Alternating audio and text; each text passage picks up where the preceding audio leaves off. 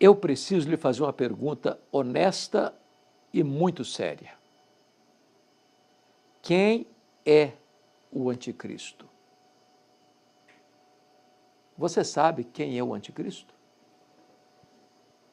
Será que podemos saber? Temos alguma pista? Alguma indicação?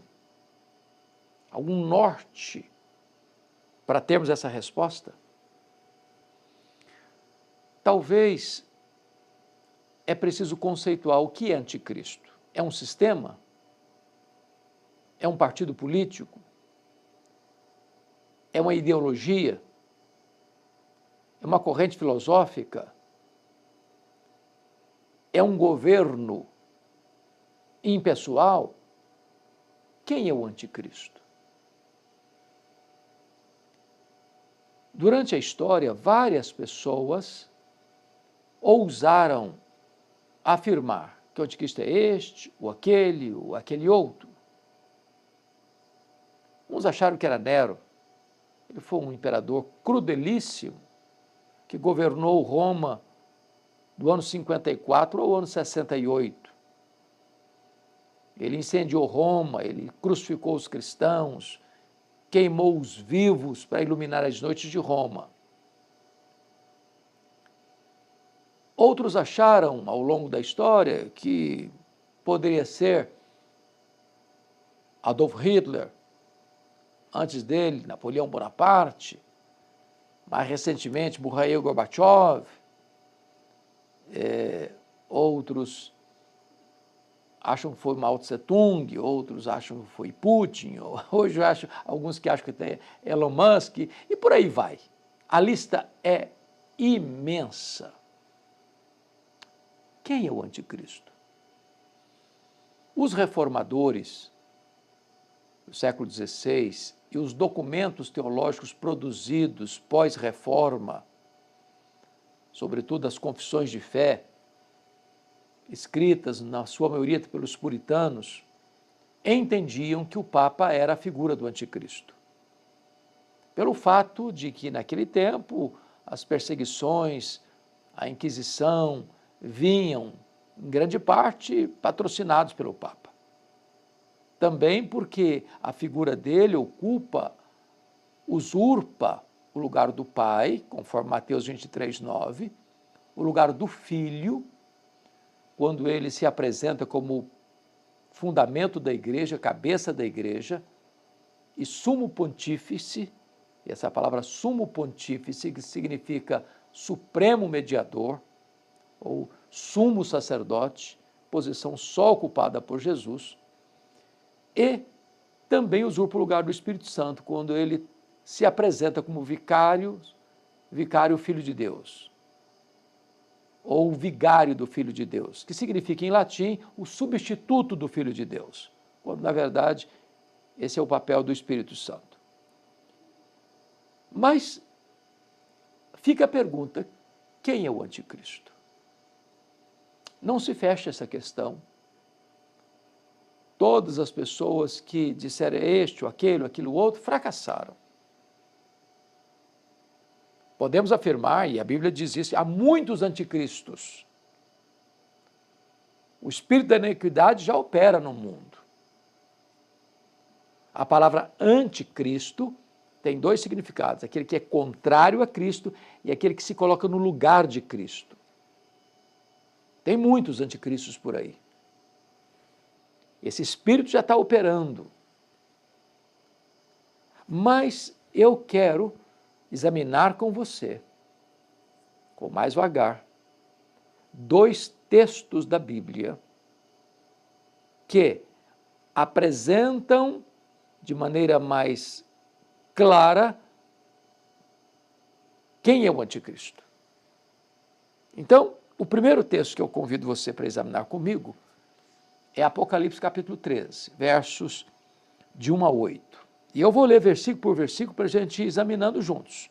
Se você está aí com a Bíblia na mão ou disponível para abrir a Bíblia comigo, vai ser muito bom, muito bom. Então está escrito assim. Primeiramente, me permita dizer que Apocalipse é um livro simbológico. São figuras simbólicas. retratando verdades espirituais. Está escrito: vi emergir do mar uma besta que tinha 10 chifres e 7 cabeças, e sobre os chifres 10 diademas, e sobre as cabeças nome de blasfêmia. Quando ele diz vi surgir do mar, não é do mar Atlântico, Oceano Pacífico, Mediterrâneo, é uma figura simbológica, e ela é interpretada aqui no livro de Apocalipse mesmo, capítulo 17, verso 15, fala o que significa essas águas do mar. Falou-me ainda: as águas que viste, onde a meretriz está assentada, são povos, multidões, nações e línguas. Ou seja, quando diz que a besta surge do mar, ela vem dessa turbulência das nações, dessa confusão das nações, desta efervescência étnica de tantos povos, de tantas línguas, de tantas raças. Quando diz que esta besta, porque é a figura de uma fera selvagem, de um animal perigoso, que ele tem 10 chifres, chifres fala de poder. Quando diz que tem 10 chifres, é que ele tem muito poder. Quando diz que tem 7 cabeças, cabeça é comando, e 7 número da perfeição, é que ele tem poder e tem controle, tem governo, tem estruturas debaixo da sua autoridade. Então, essas cabeças de poder, essa cadeia de comando é de blasfêmias, nome de blasfêmias, ou seja, vai ser um ser maligno, perverso, que vai se opor diretamente a Cristo, a Deus. Versículo 2: a besta que vi era semelhante ao leopardo, com pés como de urso, boca como de leão. O que significa isso? Ele está trazendo à tona 3 feras selvagens: leopardo, urso e leão. Assim como esses animais selvagens são predadores perigosos, que subjugam suas presas, que destroem suas presas, que se alimentam de suas presas, ele virá na força desses animais selvagens, com o mesmo poder de destruição, com a mesma fúria para destruir, devastar, arruinar. Prosseguindo, versículo 2: e deu-lhe o dragão o seu poder, o seu trono e grande autoridade. Preste atenção agora. O dragão é uma figura do diabo. O diabo é esse ser caído, maligno, perverso, assassino, ladrão, pai da mentira, destruidor. O diabo vai dar a este anticristo 3 coisas. Primeiro, o seu poder. Segundo, o seu trono. Terceiro, grande autoridade. Então você percebe que o anticristo vai ser uma espécie de incorporação do próprio diabo. O poder que ele vai exercer é o poder do diabo transferido a ele. A autoridade que ele vai ter é a autoridade do diabo transferida a ele. O trono do diabo vai ser o trono dele. Comando, controle. Versículo 3. Então vi uma de suas cabeças como golpeada de morte, mas essa ferida mortal foi curada, e toda a terra se maravilhou seguindo a besta. Ou seja, o diabo é um imitador. Sendo Deus trino, Pai, Filho e Espírito Santo, ele vai tentar imitar isso, um simulacro da Trindade. O dragão, o anticristo, o falso profeta. Como Jesus foi golpeado pela morte, morreu e ressuscitou, ele vai tentar um simulacro de morte e ressurreição. Vai se levantar de uma ferida mortal. O resultado desse fato extraordinário, está escrito, toda a terra se maravilhou seguindo a besta. Toda a terra não é terra, chão, poeira, pedra, areia. Não, toda a terra, gente, pessoas. Está escrito, toda a terra se maravilhou e seguiu o anticristo. Aqui é a figura de anticristo. Versículo 4. E adoraram o dragão, porque deu a sua autoridade à besta. Ou seja, o anticristo recebe a autoridade do diabo, e as pessoas que seguem o anticristo adoram o diabo, adoram o dragão. também adoram a besta, ou seja, o anticristo vai ser objeto de adoração, assim como o diabo vai ser objeto de adoração. As pessoas vão adorar o diabo, que é o dragão, e vão adorar a besta, que é o anticristo. Agora note, na medida em que as pessoas vão adorar o diabo e o anticristo, elas vão fazer uma pergunta, dizendo: quem é semelhante à besta? Quem pode pelejar contra ela? Agora, a figura do anticristo cresce a tal ponto no imaginário popular que a pergunta que as pessoas vão fazer é esta: quem é como a besta? Quem? É a figura mais importante, mais poderosa, que tem mais controle, que tem domínio de tudo. E a pergunta segunda é esta: quem pode pelejar contra ela? Quem pode pelejar contra o anticristo? Vai parecer um ser imbatível, invencível, insuperável. Porque o diabo deu para ele seu poder, seu trono e sua autoridade. Versículo 5. Foi-lhe dado uma boca que proferia arrogâncias e blasfêmias, e autoridade para agir 42 meses. Isso é um termo simbólico, na melhor das interpretações que já encontramos até hoje. Esse espírito do anticristo opera desde a primeira à segunda vinda de Cristo, mas o diabo e o anticristo têm um tempo limitado. Ambos, tanto o dragão quanto a besta, tanto o diabo quanto o anticristo, vão ser lançados no lago do fogo. Apocalipse 19, eu quero ler isso para você, no versículo de número 20 está escrito assim: mas a besta foi aprisionada, que é o anticristo, e com ela o falso profeta, que com sinais feitos diante dela, seduziu aqueles que receberam a marca da besta, a marca do anticristo, e eram os adoradores da sua imagem. Os dois, anticristo e falso profeta, foram lançados vivos dentro do lago do fogo que arde com enxofre. Então, ele é um ser que tem tempo de validade. E vai ser fragorosamente derrotado. E peremptoriamente condenado. Irreversivelmente condenado. Seguindo a leitura no verso 6. E abriu a boca em blasfêmias contra Deus, para lhe difamar o nome e difamar o tabernáculo, a saber, os que habitam no céu. Veja você que agora tem um outro elemento desse anticristo. Ele é um blasfemador.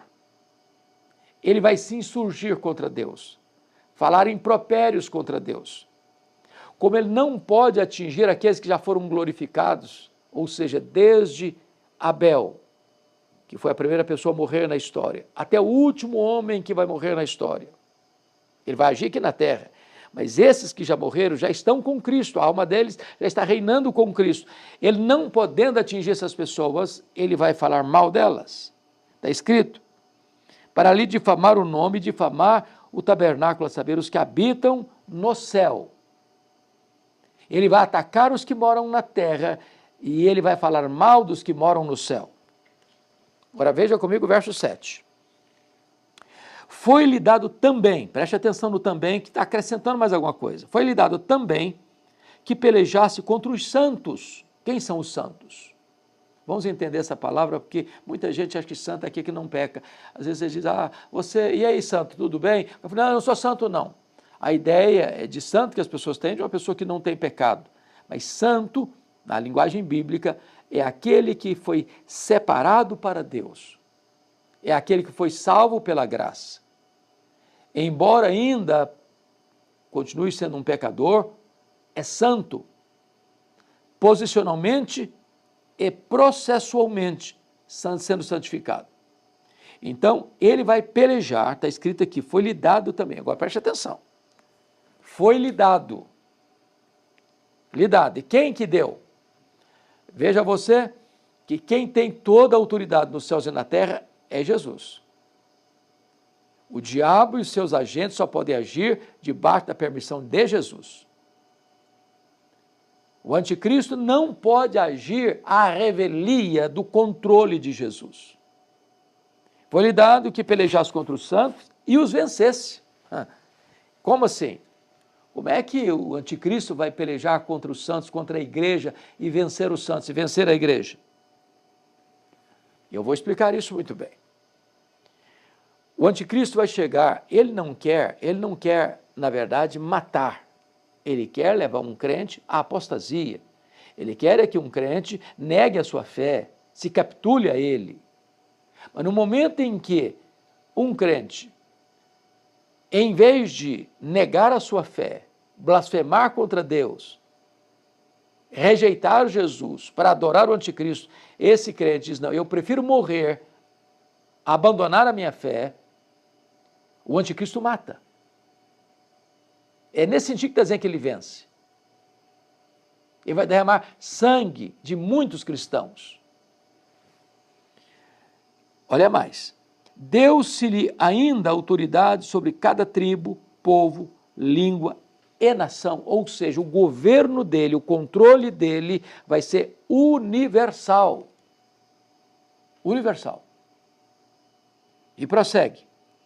E adorá-la-ão, ou seja, adorarão o anticristo, todos os que habitam sobre a terra. Ou seja, se o governo dele vai ser extenso sobre toda a terra, toda a população da terra vai adorar o anticristo. E aqui tem uma cláusula de exceção. Preste muita atenção aqui. Todos vão adorar o anticristo, exceto, está escrito no verso 8, aqueles cujos nomes não foram escritos no livro da vida do Cordeiro. Adorá-la-ão todos os que habitam sobre a terra, aqueles cujos nomes não foram escritos no livro da vida do Cordeiro. Ou seja, todos aqueles cujos nomes foram escritos no livro da vida do Cordeiro, e esses são aqueles que creram no Senhor Jesus, foram regenerados, justificados, estão sendo santificados, são habitados pelo Espírito Santo. Esses cujos nomes estão escritos no livro da vida, nenhum desses vai adorar o anticristo. Nenhum desses. Em outras palavras, Jesus não vai perder nenhuma das suas ovelhas para o anticristo. Porém, todos aqueles cujos nomes não estão escritos no livro da vida, ou seja, que não foram regenerados, salvos pela graça, todos vão adorar o anticristo. Agora, vamos entender outra coisa aqui, porque está escrito que foi dado a ele pelejar contra os santos e os vencesse. Mas no capítulo 12 desse mesmo livro, de Apocalipse, versículo 11, está escrito assim, eles, pois, o venceram. Venceram quem? Eles quem? Os santos. Venceram quem? Venceram o diabo e seus agentes, por causa do sangue do Cordeiro e por causa da palavra do testemunho que deram, e mesmo em face da morte, não amaram a própria vida. Ou seja, o anticristo vai vencer os crentes porque pode matá-los. Mas quando o crente prefere morrer a negar sua fé, o crente derrota o diabo e o anticristo. E o crente derrota o diabo e o anticristo, não com armas carnais, mas pelo sangue do Cordeiro e pela palavra do testemunho. E testemunho no grego é martiria, de onde vem a palavra mártir. Então o crente, ao morrer pela sua fé, ele vence o diabo, ele vence o anticristo. Esta é a informação que João nos traz no capítulo 13 de Apocalipse. Agora eu quero remeter você para um outro texto, que é 2 Tessalonicenses capítulo 2, versos 7 a 12. Então, se você está com a sua Bíblia aí, vai comigo para lá, para a gente fechar esse assunto. Capítulo 2, 7 a 12. Eu vou ler também, versículo por versículo, para clarear. Está escrito assim, com efeito, o mistério da iniquidade já opera, e aguarda somente que seja afastado aquele que agora o detém. Então, esse espírito do anticristo já está operando, desde a primeira vinda até a segunda vinda. Aguarda somente que seja afastado aquele, presta atenção, aquele que agora o detém. Então será de fato revelado o iníquo, é uma palavra que Paulo está usando para o anticristo. Em Apocalipse ele é a besta, nas cartas de João ele é o anticristo. Nas cartas de Paulo, ele é o iníquo. Na palavra de Jesus, ele é o filho da perdição. Então será de fato revelado o iníquo, versículo 8, a quem o Senhor Jesus matará com o sopro da sua boca e o destruirá pela manifestação da sua vinda. Ou seja, o anticristo não vai ser derrotado por um sistema político, por um partido político, por um líder político, por um exército armado. Ele vai ser derrotado pela manifestação, pela parousia do Senhor Jesus Cristo. Na linguagem bíblica, matá-lo-á com o sopro da sua boca. Ele vai ser quebrado repentinamente sem que haja cura. Versículo 9. Ora, o aparecimento do iníquo é segundo a eficácia de Satanás. Ele está usando a mesma linguagem lá de Apocalipse 13. Ele vai agir na eficácia, no poder de Satanás. Com todo o poder, sinais e prodígios da mentira. Então preste atenção aqui. Nessa geração nossa, que aplaude milagre, que corre atrás de milagre, que crê em tudo enquanto é milagre, que se faz propaganda por aí, que se faz propaganda até de milagre que nunca aconteceu. O diabo e o anticristo virão fazendo milagres, prodígios da mentira. Então, nem todo milagre tem procedência divina. Cuidado com isso. Cuidado com isso. Versículo 10. E com todo engano de injustiça aos que perecem, porque não acolheram o amor da verdade para serem salvos. Que Paulo está dizendo que o anticristo vem com todo engano de injustiça aos que perecem, porque ele não vai enganar os salvos, ele não vai enganar os santos, ele não vai enganar o povo de Deus. Mas aqueles que perecem vão ser enganados. É por este motivo, pois, que Deus lhes manda a operação do erro, para darem crédito à mentira, a fim de serem julgados todos quantos não deram crédito à verdade. Antes, pelo contrário, deleitaram-se com a injustiça. Ou seja, olha o que Deus está dizendo aqui. Deus está mostrando o caminho, Deus está mostrando a luz, Deus está mostrando a verdade, Deus está mostrando a justiça. E os homens dizem, eu não quero isso, eu não quero isso, eu não quero isso, eu não quero isso. E vira as costas para Deus, e rejeita a palavra de Deus, e rejeita o evangelho de Deus. Então Deus entrega essas pessoas. Deus entrega essas pessoas ao engano do anticristo. É o que está escrito aqui, a fim de serem julgados todos quantos não deram crédito à verdade. Antes, pelo contrário, deleitaram-se com a injustiça. As pessoas amaram mais as trevas do que a luz.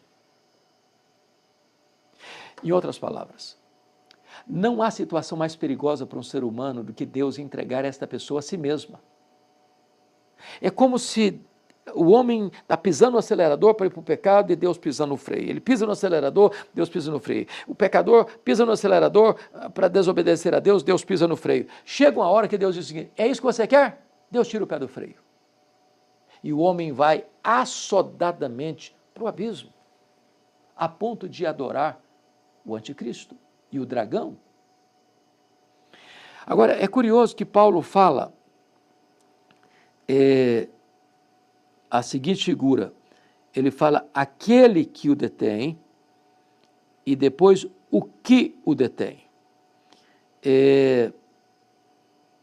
O que seria isso? Muito possivelmente, versículo 6 está escrito, e agora sabeis o que o detém, para que ele seja revelado somente em ocasião oportuna, e aquele que o detém. O anticristo, ele vem conforme Apocalipse 13, interpretado por Apocalipse 17 e 15, dessa turbulência das nações. Ele vai quebrar toda a banca. Ele vai ser um líder mundial. Então, é necessário que haja uma desordem para que ele assuma. Então, um governo estruturado com leis estabelecidas é um impedimento para ele agir. Então, toda essa caotização do mundo, toda essa confusão das nações, esse bate-cabeça entre os líderes mundiais, abre espaço, abre caminho para um ditador mundial que vai ter controle. E é por isso que em Apocalipse vai falar que o número dele é número de homem, não é um partido político, não é uma ideologia, não é um sistema de governo, é um homem. E o número dele é 666. E o que significa 666? 7 é o número da perfeição, 6 é o número incompleto, 666, 666, 3 vezes repetido, o número da incompletude é o máximo da iniquidade, é o máximo da crueldade, é o máximo da violência, é o máximo do anti-Deus na história. Então, hoje o que você percebe é que o cenário para o levantamento desse líder mundial está pronto. Aliás, Arnold Toynbee, historiador, já disse que o mundo está preparado para adorar a qualquer líder que oferecer para eles paz. Hoje você percebe que os dados dos mais de 8 bilhões de habitantes do planeta podem ser empacotados na cabeça de um alfinete. O avanço tecnológico, a comunicação célere, a inteligência artificial, o controle e o supercontrole, hoje consegue ter dados de todos os habitantes da Terra, tudo debaixo de um controle. Imagine isso nas mãos de um ditador mundial, que reúne em si poderes sobre-humanos, que receberá autoridade, o trono e o poder de Satanás. Foi-lhe dado esse poder por um tempo limitado, a ponto de ele ser adorado em todas as nações da terra e por todas as pessoas da terra, exceto aquelas cujos nomes não estão escritos no livro da vida. Quem é o anticristo? É este ser humano que recebe um poder maligno para agir em um tempo limitado, com poder limitado, que só Deus tem todo o poder. E é necessário que você se prepare. É necessário que você esteja preparado. Porque a única maneira de se escapar deste poder quando ele chegar é você estar abrigado debaixo do sangue de Jesus, da palavra do testemunho. Eu espero que esta reflexão possa ter ajudado você a compreender um pouco melhor quem é o anticristo. Que Deus ajude a você, que Deus abençoe sua vida. Está na hora de você se voltar totalmente para Jesus. Abraçá-lo como seu salvador pessoal, como Senhor da sua vida, porque nele e só nele você tem verdadeiro refúgio. Deus abençoe sua vida.